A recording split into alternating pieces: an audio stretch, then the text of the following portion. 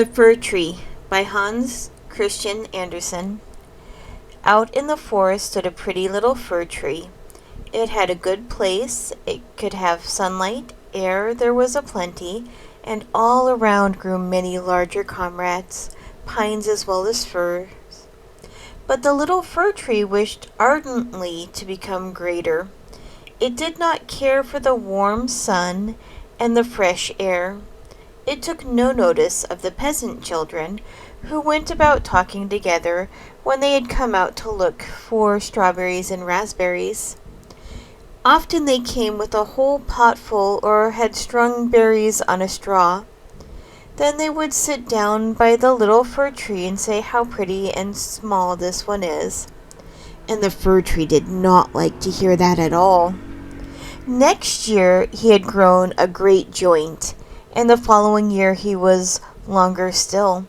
For in fir trees one can always tell by the number of rings they have how many years they have been growing. "Oh, if I were only as great a tree as the other," sighed the little fir tree. "Then I would spread my branches far around and look out from my crown into the wide world. The birds would then build nests in my boughs, and when the wind blew I could nod just as grandly as the others yonder." It took no pleasure in the sunshine, in the birds, and the red clouds that went sailing over him morning and evening. When it was winter and the snow lay all around, white and sparkling, a hare would often come jumping along and spring right over the little fir tree. Oh, this made him so angry. But 2 winters went by, and then the third came. The little tree had grown so tall that the hare was obliged to run around it. "Oh, to grow, and become old, that's the only fine thing in the world," thought the tree. In the autumn, woodcutters always came and felled a few of the largest trees. That was done this year too, and the little fir tree that was now quite well grown shuddered with fear.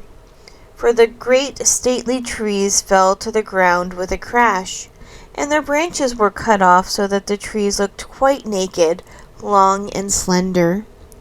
They could hardly be recognized, but then they were laid upon wagons, and horses dragged them away out of the wood. Where were they going? What destiny awaited them? In the spring, when the swallows and the stork came, the tree asked them, "Do you know where they were taken? Do you not meet them?"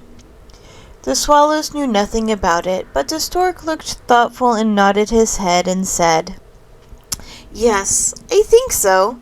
I met many new ships when I flew out of Egypt. On the ships were stately masts. I fancied these were the trees. They smelt like fir. I can assure you they're stately, very stately. Oh, that I were only big enough to go over the seas. What kind of thing is the sea, and how does it look?" "It would take too long to explain that," said the stork, and he went away. "Rejoice in thy youth," said the sunbeams. "Rejoice in thy fresh growth, and in the young life that is within thee." And the wind kissed the tree, and the dew wept tears upon it, but the fir tree did not understand that. When Christmas time approached, quite young trees were felled, sometimes trees which were neither so old nor so large as this fir tree, that never rested, but always wanted to go away. These young trees, which were always the most beautiful, kept all their branches. They were put upon wagons, and horses dragged them away out of the wood. "Where are they all going?" asked the fir tree. "They are not greater than I. Indeed, one of them was much smaller. Why do they keep all their branches? Whither are they taken?" We know that, chirped the sparrows. "Yonder in the town we looked in the windows. We know where they go. Oh, they are dressed up in the greatest pomp and splendor that can be imagined. We have looked in at the windows and have perceived that they are planted in the middle of a warm room and adorned with the most beautiful things, gilt apples, honey cakes, playthings, and many hundred of candles. And then, asked the fir tree and trembled through all its branches, and then, what happens then? Why, we have not seen anything more, but it was incomparable. Perhaps I may be destined to tread this glorious path one day, cried the fir tree rejoicingly. That is even better than traveling across the sea. How painfully I long for it, if it were only Christmas now. Now I am great and grown up like the rest who were led away last year. Oh, if I were only on the carriage! If I were only in the warm room among all the pomp and splendor, and then, yes, then something even better will come, something far more charming, or else why should they adorn me so? There must be something grander, something greater still to come, but what? Oh, I am suffering, I'm longing, I don't know myself, what is the matter with me? Rejoice in us, said the sunshine, rejoice in thy fresh youth, here in the woodland. But the fir tree did not rejoice at all, but it grew and grew, winter and summer it stood there green, dark green. The people who saw it said, that's a handsome tree. And at Christmas time it was felled before any one of the others. The axe cut deep into its marrow, and the tree fell to the ground with a sigh. It felt a pain, a sensation of faintness, and could not think at all of happiness, for it was sad at parting from its home, from the place where it had grown up. It knew that it should never again see the dear old companions, the little bushes and flowers all around. Perhaps not even the birds. The parting was not at all agreeable. The tree only came to itself when it was unloaded in a yard with other trees, and heard a man say, this one is famous, we only want this one. Now 2 servants came in gay liveries and carried the fir tree into a large, beautiful parlor. All around the walls hung pictures, and by the great stove stood large Chinese vases with lions on the covers. There were rocking chairs, silken sofas, great tables covered with picture books, and toys worth 100 times $100. At least that's what the children said so. And the fir tree was put into a great tub filled with sand, but no one could see that it was a tub, for it was hung round with green cloth and stood on a large many-colored carpet. Oh, how the tree trembled! What was to happen now? The servants and the young ladies also decked it out. On one branch they hung little nets cut out of colored paper. Every net was filled with sweetmeats, golden apples and walnuts hung down, as if they grew there, and more than 100 little candles, red, white, and blue, were fastened to the different boughs. Dolls that looked exactly like real people. The tree had never seen such before, swung among the foliage. And high on the summit of the tree was fixed a tinsel star. It was splendid, particularly splendid. This evening, said all, this evening it will shine. Oh, thought the tree, that it were evening already. Oh, that the lights may be soon lit up. When may that be done? I wonder if trees will come out of the forest to look at me. Will the sparrows fly against the panes? Shall I grow fast here and stand adorned in summer and winter? Yes, he did not guess badly, but he had a complete backache from mere longing, and the backache is just as bad for a tree as a headache for a person. At last the candles were lighted. What brilliance, what splendor! The tree trembled so in all its branches that one of the candles set fire to a green twig, and it was scorched. Heaven preserve us! Cried the young ladies, and they hastily put the fire out. Now the tree might not even tremble. Oh, that was terrible. It was so afraid of setting fire to some of its ornaments, and it was quite bewildered with all the brilliance. And now the folding doors were thrown open, and a number of children rushed in, as if they would have overturned the whole tree. The older people followed more deliberately. The little ones stood quite silent, but only for a minute. Then they shouted till the room rang. They danced gleefully around the tree, and one present after another was plucked from it. "What are they about?" thought the tree. "What is going to be done here?" And the candles burned down to the twigs, and as they burned down they were extinguished. And then the children received permission to plunder the tree. Oh, they rushed upon it, so that every branch cracked again. If it had not been fastened by the top and by the golden star to the ceiling, it would have fallen down. The children danced about with their pretty toys. No one looked at the tree except one old man who came up to it and peeped among the branches, but only to see if a fig or an apple had been forgotten. "A story! A story!" shouted the children, and they threw a little fat man towards the tree, and he sat down just beneath it. "For then we shall be in the green wood," said he, "and the tree may have the advantage of listening to my tale. But I can only tell one. Will you hear the story of Avide, or of Clumpy Dumpy, who fell downstairs and still raised up to honor and married the princess?" "Avide, Avide," cried some. "Clumpy Dumpy," cried others, and there was a great crying and shouting. Only the fir tree was quite silent, and thought, "Shall I not be in it? Shall I have nothing to do in it?" But he had been in the evening's amusements, and had done what was required of him. And the fat man told about Clumpy Dumpy, who fell down the stairs and yet was raised to honor and married the princess. And the children clapped their hands and cried, tell another," for they wanted to hear about Avide, Avide. But they only got the story of Clumpy Dumpy. The fir tree stood quite silent and thoughtful.